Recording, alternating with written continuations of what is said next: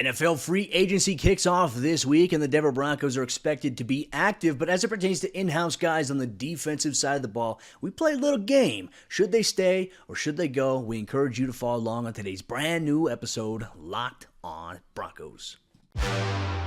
You are Locked on Broncos, your daily Denver Broncos podcast. Part of the Locked on Podcast Network. Your team every day. What's happening, Broncos country? Will Dre'Mont Jones return to the Denver Broncos in free agency? This is the biggest question surrounding the team as free agency kicks off on March 15th, 2 o'clock p.m. Mountain Time. Welcome into a brand new episode of Locked on Broncos, your daily Denver Broncos podcast, part of the Locked on Podcast Network, your team every day. Thank you so much, Broncos country, for tuning in and making Locked on Broncos your first listen of the day, every single day in your favorite audio podcasting platform, or whether you watch us on YouTube, do us a favor, hit that subscribe with that follow button down below so you never miss out on a day's worth of Broncos news, content, coverage, and more every single day, all year long, especially this week. We got you covered with free agency frenzy. I'm your host, as always, Cody Roark, Broncos reporter for Mile High Sports, joined alongside, as always, by my co-host, Sayre, Bedinger, site expert, predominantlyorange.com. Big week in store for us here, Sayre, my friend. And look, yesterday's episode of the show, we talked about offensive players. Should they stay or should they go? Today, we're going to talk about the defensive side of the ball, and there's a couple of big names. And why don't we kick things off with the biggest defensive free agent? That is Dre'Mont Jones. Should he stay, Sayre? Should he go? How do we see this playing out this week? Cody, he's maybe the biggest free agent on the roster just in general, right? I think in terms of what he's going to get in average salary per year, potentially close to $20 million a year. Don't know that anybody else is going to be touching that. So Dre'Mont Jones, the biggest free agent on the roster. The Broncos are letting him hit the open market. No franchise tag was applied. I think he's going to go. Not to say that he should go. I think, just like everybody else, I think he should stay. I'd love to see him stay. I would have loved to see, Malik Jackson back in the day stay as well when the Denver Broncos let him go.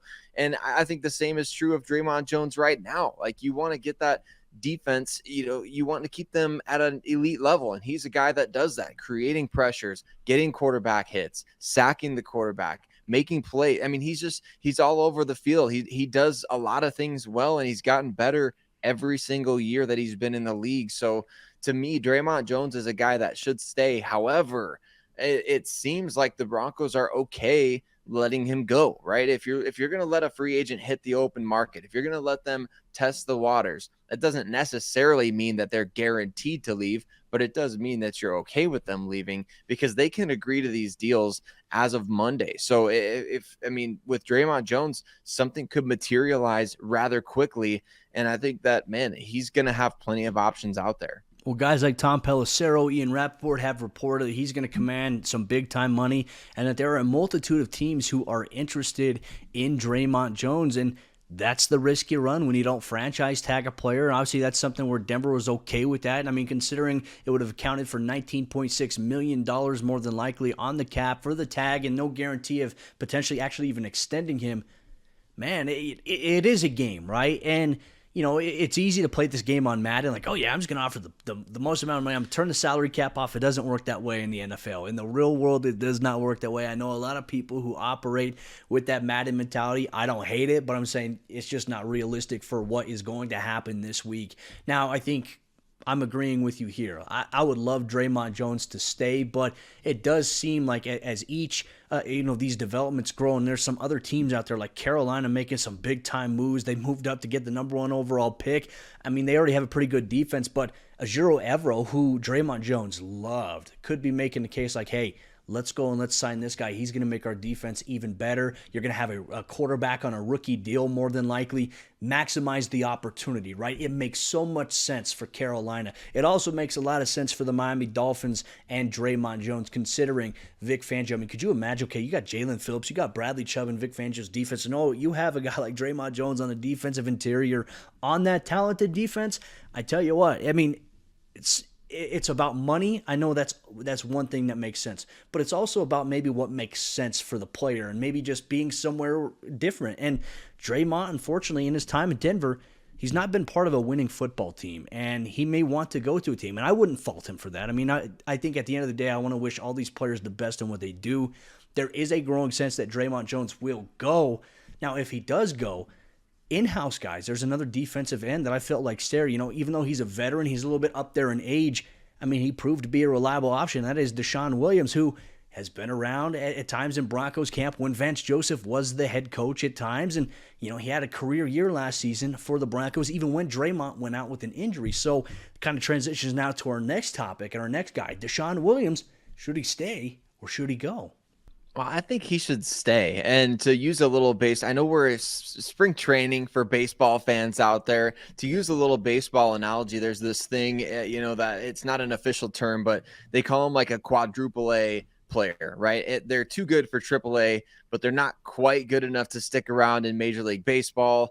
And for, I think, a long time, that was kind of the case for DeSean Williams, wasn't it? It was like he's way too good to be playing, deep into these preseason games. He's dominating in the preseason. He's out there just looking like a pro athlete at a high school game. And then he gets to the actual regular season NFL games, and it just wasn't quite there consistently for him until these last couple of years, right? Where we've seen him making some really nice plays. That interception that he had a couple of years back, Cody. I mean, DeSean Williams has kind of blossomed into maybe the player that Vance Joseph initially hoped that he could be. I know, like you said, he's been around him for a couple of years.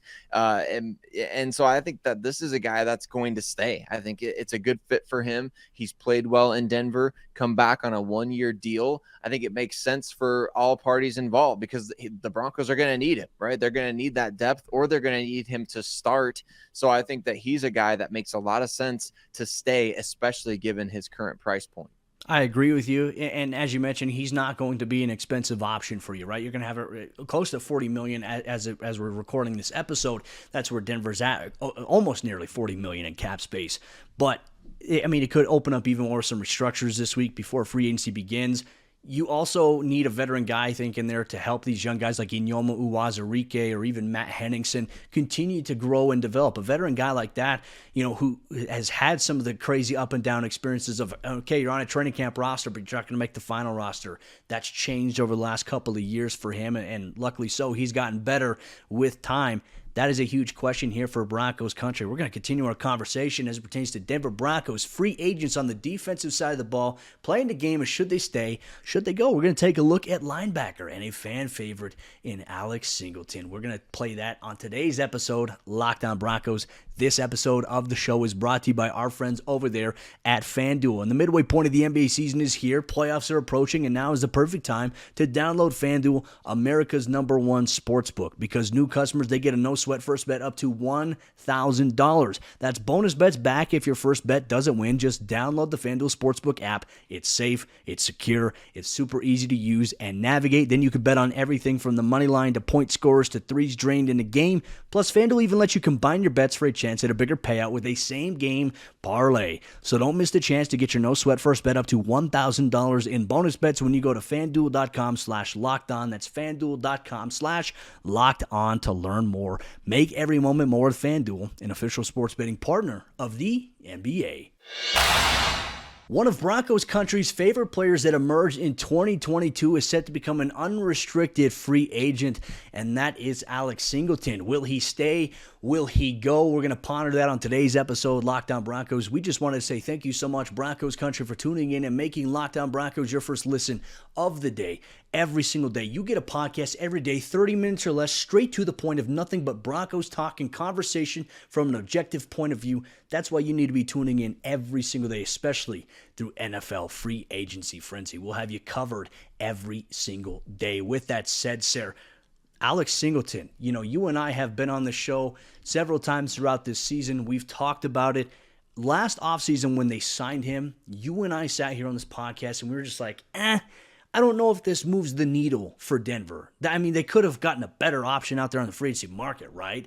It was cost effective, but I tell you what, I have never been more glad to eat my own words, to eat a plate of crow, because Alex Singleton he exceeded everything that we had thought by, 5,280 feet there. So, I mean, Should he stay? Should he go?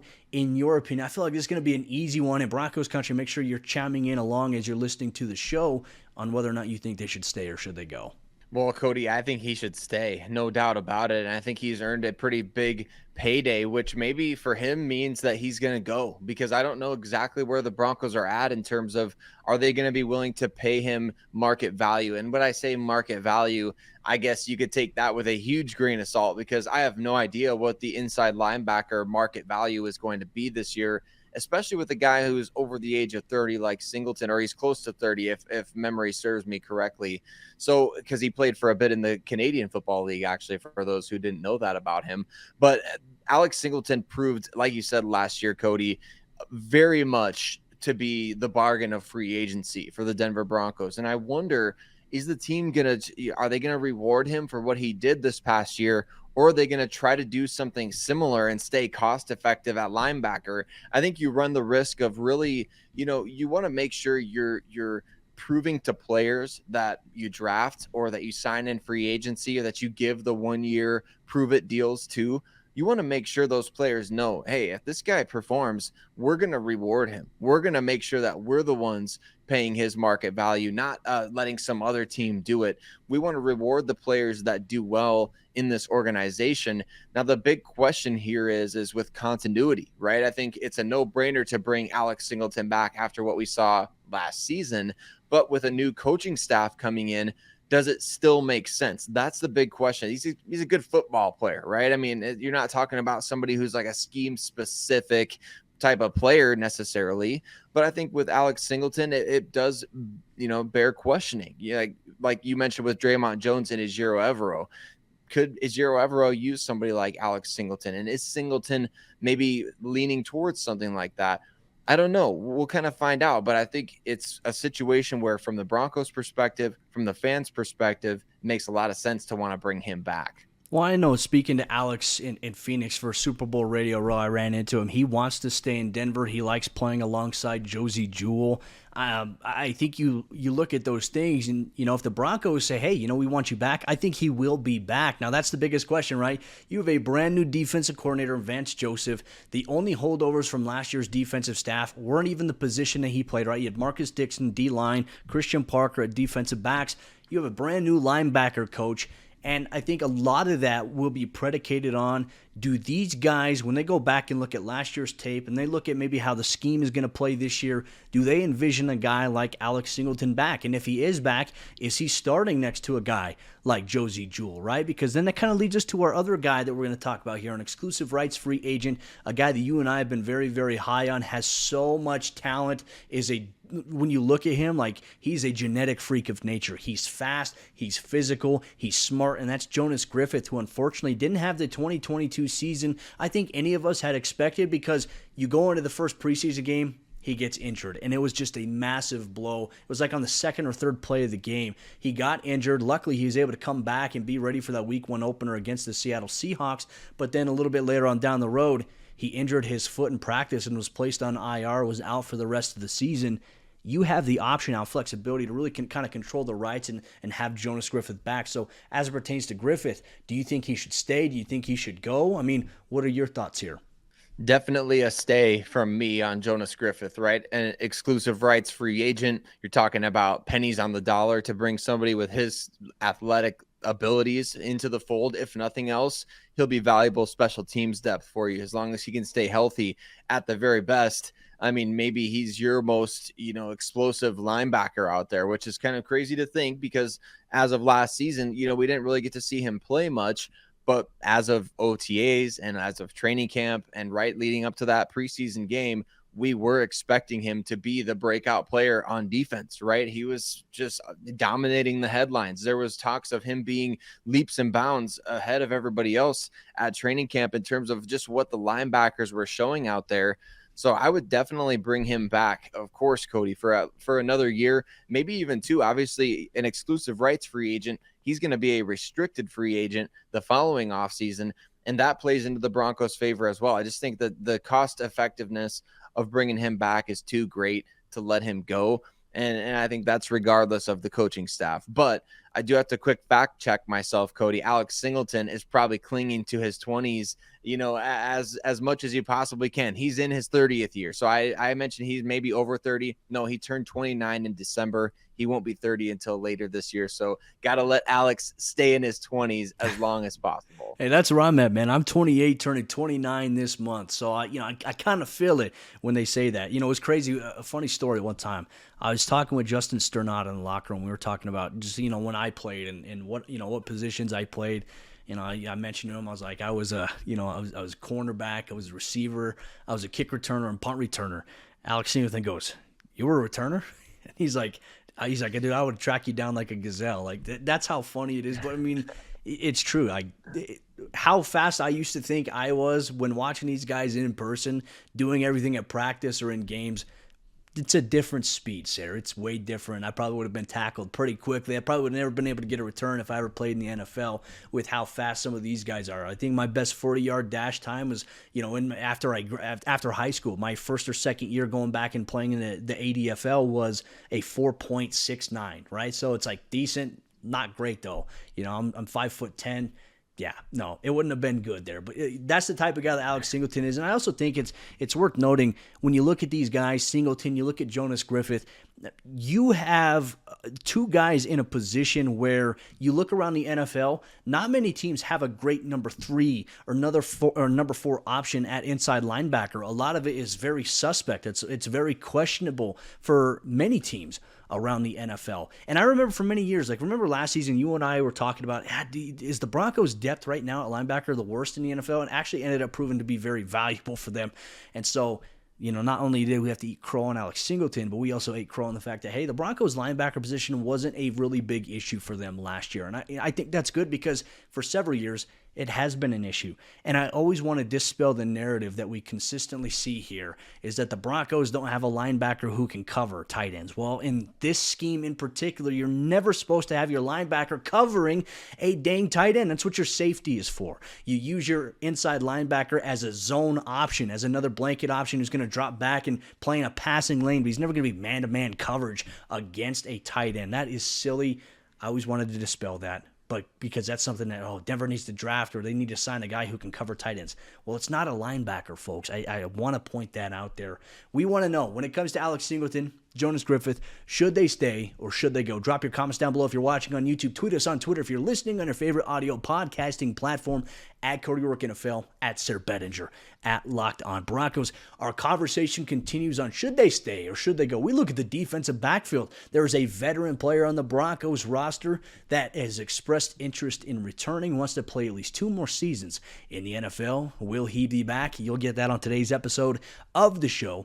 This episode is brought to you by our friends over there at Built Bar. And the Built March Madness bracket is here. And we know you have a favorite bar or puff, and now's your time to make it count. Go to BuiltMarchMadness.com to vote for your favorite Built Bar flavors. You know that I'll be voting for peanut butter brownie. And if you want the Denver Broncos to win, then you'll be voting for that bar to support your team, support your bar or your puff. And when you vote for your favorite bar or puff, you'll be entered into a drawing where 50 lucky Locked On listeners will get a free box of Built. Not only that, but one Locked On fan will win a 12-month subscription to Built to have Built's best bars or puffs delivered monthly straight to your door. You got to try Built.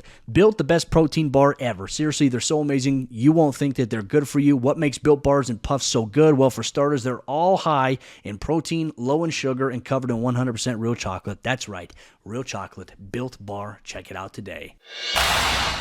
The Broncos' defensive backfield contains several players who have restricted free agent status. Also, one guy set to become an unrestricted free agent. Should the Broncos bring them back or should they let them go? Thank you so much, Broncos Country, for tuning in and making Locked On Broncos your first listen of the day every single day. We appreciate you so much.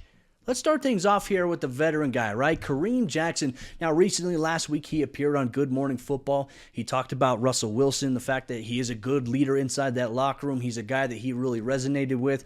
But more importantly, he also talked about that he has 2 more years that he wants to play in the NFL, and he feels like he can still contribute. The biggest question that we've had as it pertains to the Broncos is, will we see Justin Simmons and Caden Stearns?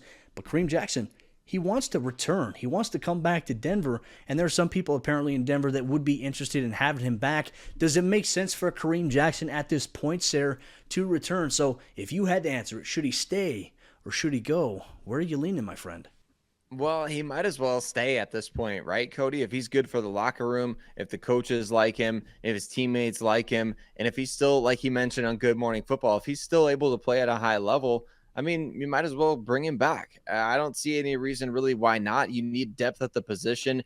That doesn't mean that, you sacrifice, hey, if Caden Stearns is playing really well, we're going to keep him on the bench because we have Kareem Jackson. I don't think you necessarily have to do that. But I do think, obviously, the ties with him and Vance Joseph go way back to Houston, way back to Houston. Back into, they joked on the Good Morning Football, hey, did you play in the Reebok jerseys? And I was like, what are you talking about? I got like 7 Reebok jerseys in my collection. There are more than that. The Reebok jerseys, by the way, they ended after the 2011 season, the TiVo season, Cody. For those that need that bit of trivia, Nike took over in 2012.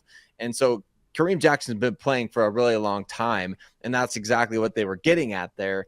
But I do think, bringing him back at a reasonable price, I mean, I say, why not, right? Unless you're really excited about somebody in free agency this year, I think bring Kareem Jackson back. He's good for the locker room, and people like him.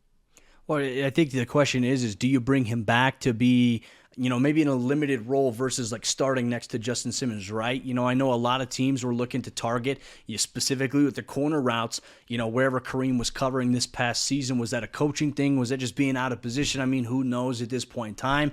But I do think that there is value, right? You have a new coach coming in with Sean Payton who kind of rules with an iron fist, so to speak. But you also have a lot of young guys on this roster. It's important that you have that. But Denver does have Justin Simmons. They do have Patrick Surtain, who's going to be entering his 3rd season in the NFL. You have a lot of other veteran guys on this roster as well. So do you need that leadership? I think that if Kareem wants to play for 2 more seasons, I mean, he may even accept playing in a more limited role, just if it means he gets to that threshold and that goal of being able to play 15 years in the NFL. For me, I think Kareem is valuable in a lot of ways to Denver. If you envision Caden Stearns playing and taking the next step this season, maybe it is with Kareem in a limited role. Maybe Kareem Jackson can help Caden Stearns make this transition as well so he can be a better version of himself in this defensive scheme. So for me, I would bring back Kareem Jackson. There's also another safety we're going to talk about now, and that's P.J. Locke. In my opinion, one of your key special teams guys. He led the team in special teams tackles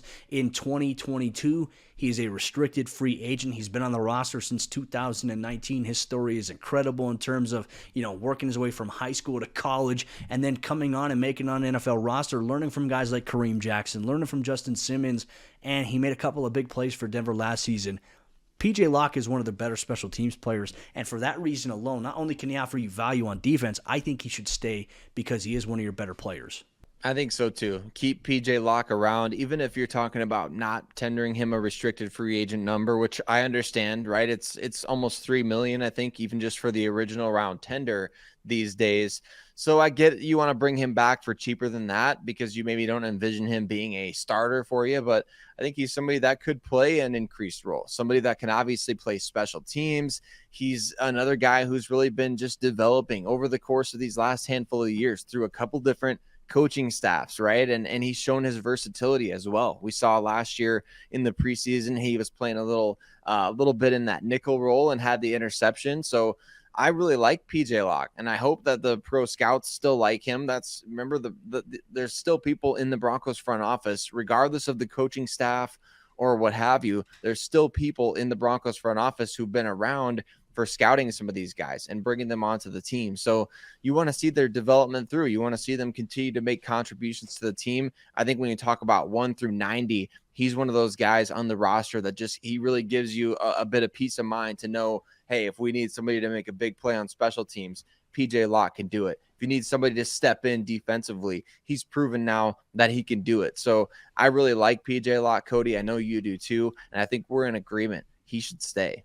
I'm with you there. Broncos country, let us know what you think about PJ Locke. Should he stay? Should he go? We're always eager for your conversation as well. Let's get to our final defensive back free agent here. Another restricted free agent, and that is Essang Bassey, a former undrafted guy who's made the active roster prior to his time with Vic Fangio, and he came back to Denver last year.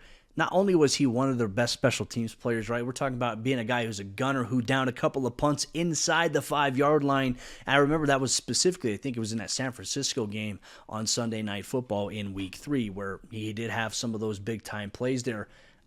Aside from that, when K'Wan Williams went down with his knee injury, he had, other things that had impacted him injury-wise this season.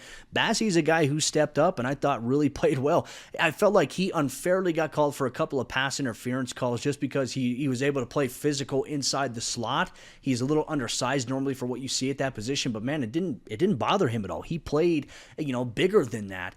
And while he isn't the guy that I think Broncos fans say, okay, hey, this is a starter, I think he's valuable depth there. And considering if you want to go out and maybe spend money on another backup guy to K'Wan Williams, it just doesn't make sense when you have an in-house guy who I think can do that, and not only do that, but impact special teams as well. In my opinion, I think with him being a restricted free agent, I think you bring him back. 100%. And it's not often, I don't think. I guess I don't know any official statistic on this, Cody, but when Vic Fangio took over in 2019, I don't think very many people expected Essang Bassey to really have as prominent of a role as he did as an undrafted rookie coming out, right? So if you're able to crack the rotation in your rookie season as an undrafted pickup in Vic Fangio's defense, I think that speaks volumes, right? Which could eventually lead to maybe Essang Bassey heads off to Miami and, joins the Vic Fangio crew there. We'll kind of see what happens, but I would love to see the Broncos be able to bring him back. Like you said, I mean, he's valuable depth at a position where you absolutely need it. And I constantly go back to this statement from Fangio. There's 96 basically starting corner spots in the NFL when you talk about how often teams are in the nickel. And there's really not 96 guys to fill them. So if you've got a guy like Bassey who can actually play and contribute on special teams, man, you bring that guy back. But we'll kind of see what happens here as the offseason progresses. We'll see what this new coaching staff under Vance Joseph, obviously defensively, what they have in mind as far as depth pieces and options available, guys that he has history with as well, because we know that's going to be a factor eventually. But we'll see. I would love to see Essang Bassey back, as well as guys that we've already mentioned, PJ Locke and Kareem Jackson.